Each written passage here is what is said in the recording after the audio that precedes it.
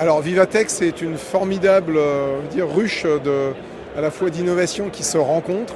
Et pour moi, c'est ma troisième édition et je dois dire qu'après cette phase Covid qui a finalement permis d'accélérer la prise de conscience des enjeux du numérique, c'est très à la fois impressionnant et passionnant de croiser tous ces acteurs, qu'ils soient européens, nord-américains ou africains, qui partagent la même passion de l'innovation et de l'utilisation, on va dire, des technologies pour essayer de résoudre un certain nombre de défis que nous devons tous collectivement essayer de dépasser. Ici, la diversité des innovations qu'on peut trouver sur le continent africain se traduit véritablement par cette notion de frugalité avec l'utilisation parfois de technologies. J'ai vu ce matin par exemple une couveuse faite par des matériaux locaux au Congo, Brazzaville, avec l'idée qu'il faut qu'on puisse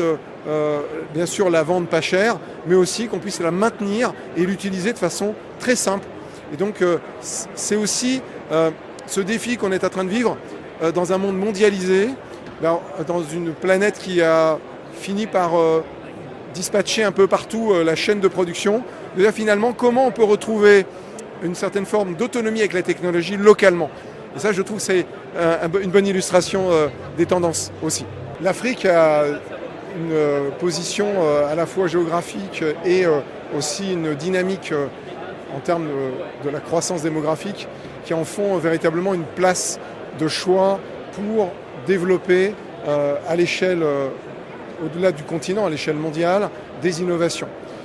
C'est un continent qui est tourné vers pratiquement tous les autres continents et c'est, on dit l'Afrique, mais en fait c'est 54 pays, une diversité de problématiques et de régions. Et cette croissance démographique que j'évoquais et ces complexités, on va dire, ces diversités et complexités font que les défis sont particulièrement importants pour le continent et les pays, que ce soit des défis climatiques, des défis environnementaux, énergétiques, la gestion bien sûr à la fois des ressources mais aussi de l'accompagnement des personnes dans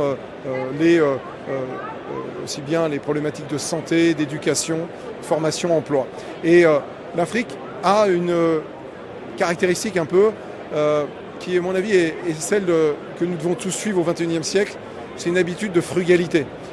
Système D, on disait il y a quelques décennies. Et je pense que ça, en matière d'innovation, c'est un véritable, pour moi, un élément de l'ADN de l'Africatech, de l'Afrique technologique, c'est de dire comment, avec peu de ressources, on va pouvoir relever des défis. Et on a tous à apprendre ensemble, avec ces enjeux que l'Afrique doit relever à nos côtés et à leur côté. Ensemble, on doit arriver avec cette frugalité, cette utilisation intelligente de la tech, à relever ces différents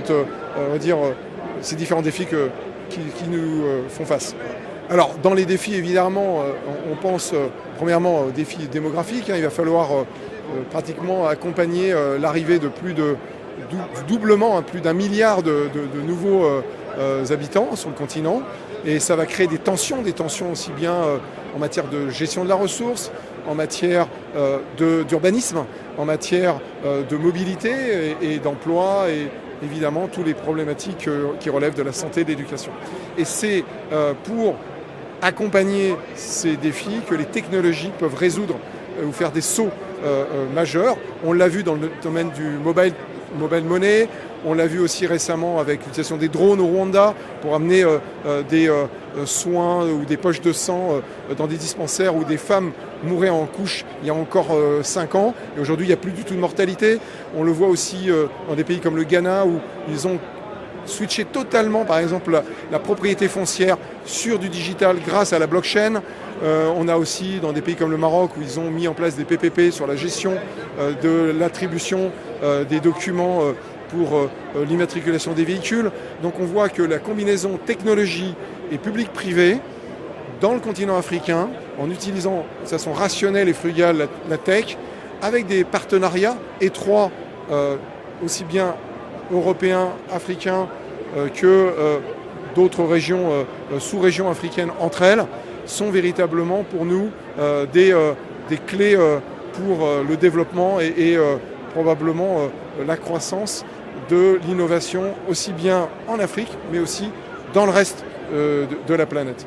Bon, parmi les enjeux, évidemment, je parlais de l'énergie, mais il y a aussi beaucoup d'enjeux autour de la mobilité, aussi de la participation des citoyens. Nous sortons, par exemple, très prochainement, dans les semaines qui viennent, le premier projet de plateforme citoyenne à Kigali.